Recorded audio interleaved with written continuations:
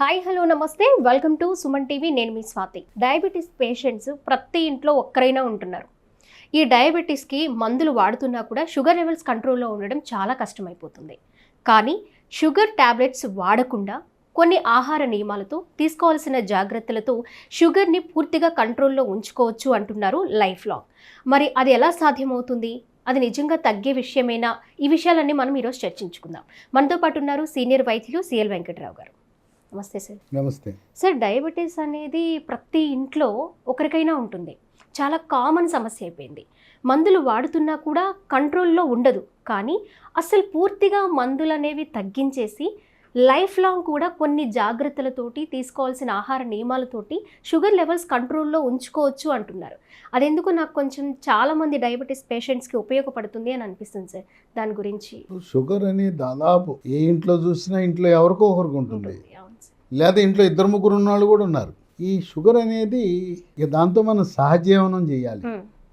చాలామంది షుగర్ అని తెలవగానే డాక్టర్ రక్త పరీక్ష చూసి నీకు షుగర్ ఉన్నది అని చెప్పగానే అమ్మో షుగరా ఏం కర్మరా అని బాధపడుతుంటారు.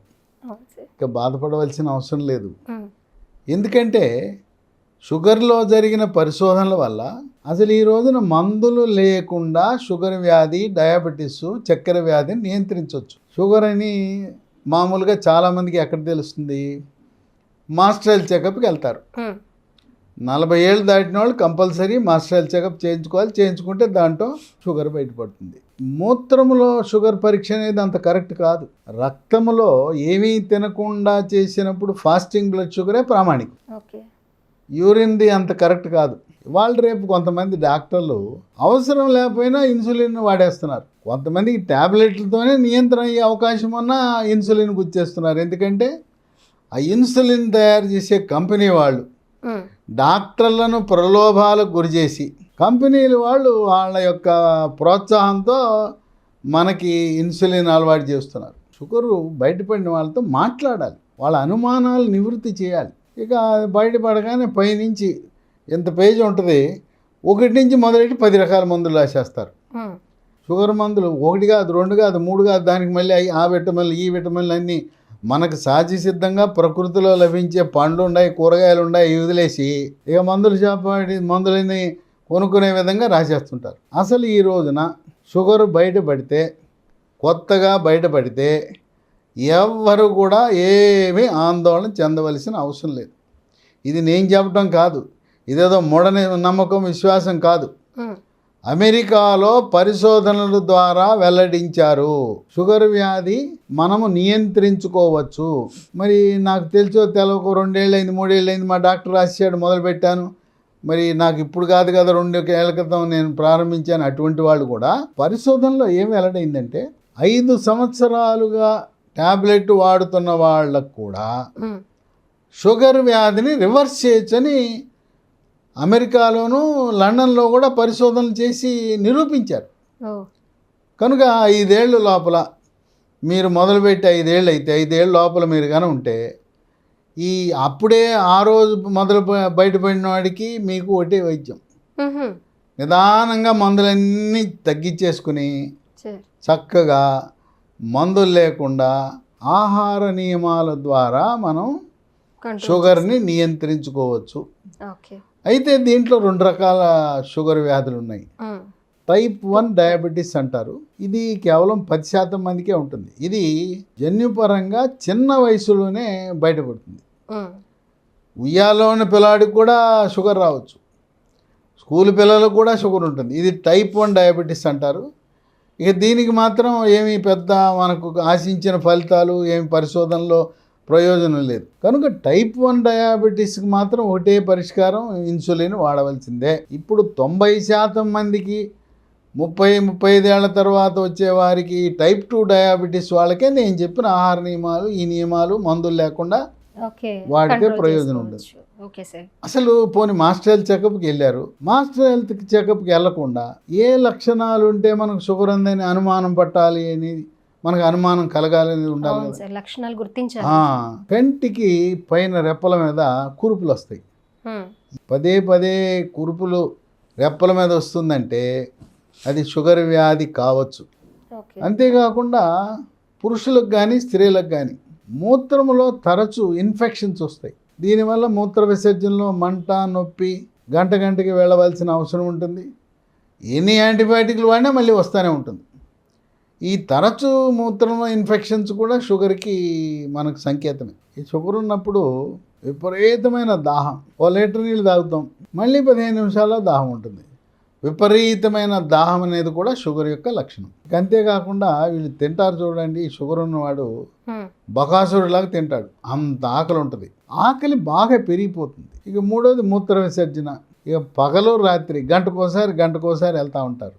అంటే ఆకలి పెరగటం, దాహం పెరగటం, తరచూ మూత్ర విసర్జన అనేది చాలా ముఖ్యమైన లక్షణాలు దీనికి. అదే కాకుండా స్త్రీలకి తెల్లబట్ట అవుతుంది. తెల్లబట్ట అంటే ఏదో మామూలుగా అయ్యే జిగురు కాదు, చాలా వాసనతో కూడిన పెరుగులా ఉండే ద్రవం వస్తుంది, దురద ఉంటుంది.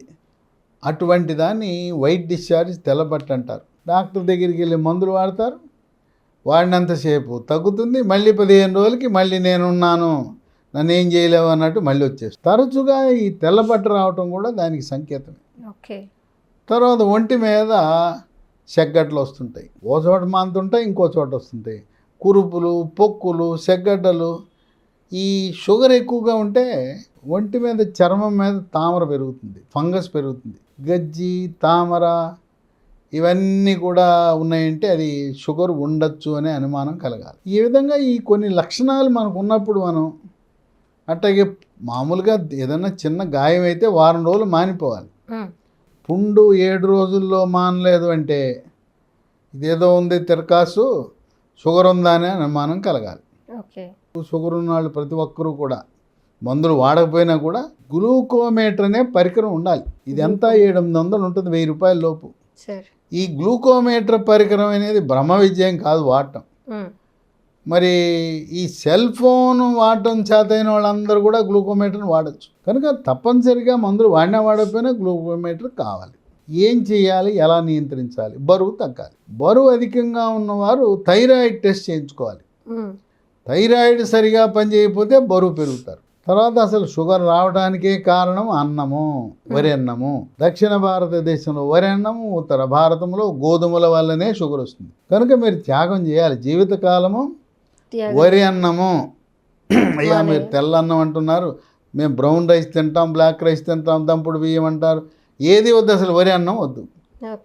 గోధుమలు కొంతమంది తెలవక అయోమయం, నాకు షుగర్ వచ్చింది అందుకే అన్నం మానేసి గోధుమ రొట్టెలు తింటున్నా, గోధుమ అన్నం తింటున్నా అంటారు, గోధుమ ఉప్మా తింటా అంటారు. వరి కంటే ప్రమాదం గోధుమలు. గోధుమల్లో వరి అన్నం కంటే కూడా అధికంగా అంటూ గ్లూకోజ్ ఉంటుంది. కనుక అన్నము, వరి అన్నము, గోధుమలు దూరంగా ఉండాలి. పూర్తిగా మనం చిరుధాన్యాలపై ఆధారపడాలి. రాగి, జొన్న, సజ్జ, కొర్రలు, అరిగెలు, సామెలు, ఊదలు, వీటిని జావ రూపాన కానీ లేదు పిండిని ఒక రకమైన పిండితో చేసుకోవచ్చు పుల్కా, లేదా అన్నీ కలిపేసి పిండి పట్టించుకుని దాంతో పుల్కా చేసుకోవచ్చు, లేదా అన్నం, వీటితో చేసుకుని ఈ చిరుధాన్యాలతోనే ఉదయము, మధ్యాహ్నము, రాత్రి 3 పూట్ల కూడా అసలు మందులు లేకుండా చిరుధాన్యాలు వాడతారో చక్కగా షుగర్ నియంత్రణలోకి రావటం అనేది తథ్యం. షుగర్ ఉన్నవాళ్ళు 6 రకాల పండ్లు త్యాగం చేయాల్సి ఉంటుంది. మీరు తినకూడదు, మీకు ఇష్టం అవ్వచ్చు. ముఖ్యంగా మామిడి పండుని ఎవరు వదలలేరు. మామిడి పండు వదిలేయాలి, అరటి పండు వదిలేయాలి, సపోటా పండు వదిలేయాలి, శీతాకాలంలో ఆకర్షణీయంగా ఉండే సీతాఫలాన్ని వదిలేయాలి, మరి ఖర్జూర పండు, పనస పండు, ఈ 6 రకాలు వదిలేసి మిగతా పండ్లు తినచ్చు. అయితే వరి పిండితో చేసే చిరుతిండ్లు తినకూడదు. ఇడ్లీలో బియ్య పిండి వేస్తారు కదా, బియ్యపు రవ్వ వేస్తారు. అట్లాగే మినపట్టు, దోశలోనేమో బియ్యపు పిండి వేస్తారు. ఈ బియ్యపు పిండి, బియ్యపు రవ్వను కూడా మనం వాడకూడదు.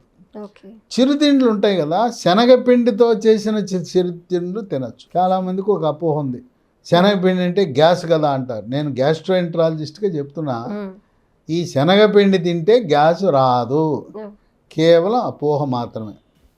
తర్వాత ప్రతిరోజు ఉదయం ఒక 20 నిమిషాలు, సాయంత్రం ఒక 20 నిమిషాలు వ్యాయామం చేయాలి. యోగా, ప్రాణాయామము, ధ్యానము, వ్యాయామం.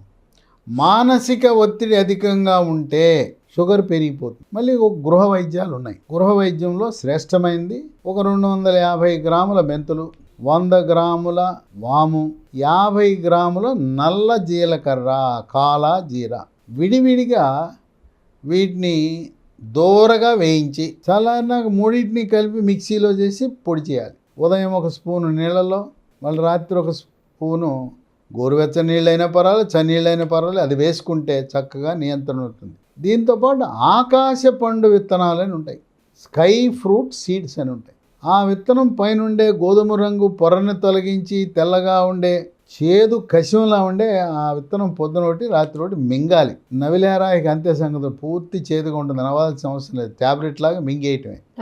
అంటే రోజుకు 2 ఆకాశ పండు విత్తనాలు. అట్లాగే పన్నీర్ పూలని విత్తనాలు ఉంటాయి. ఒక 10 నుంచి 15 విత్తనాలు నీళ్ళలో వేసి రాత్రి అంతా నానిన తర్వాత మన చింతపండుని పిసికి ఎలా అయితే పులిహార తయారు చేయడానికి రసం తయారు చేస్తామో ఈ గింజలను పిసికేస్తే రసం వస్తుంది.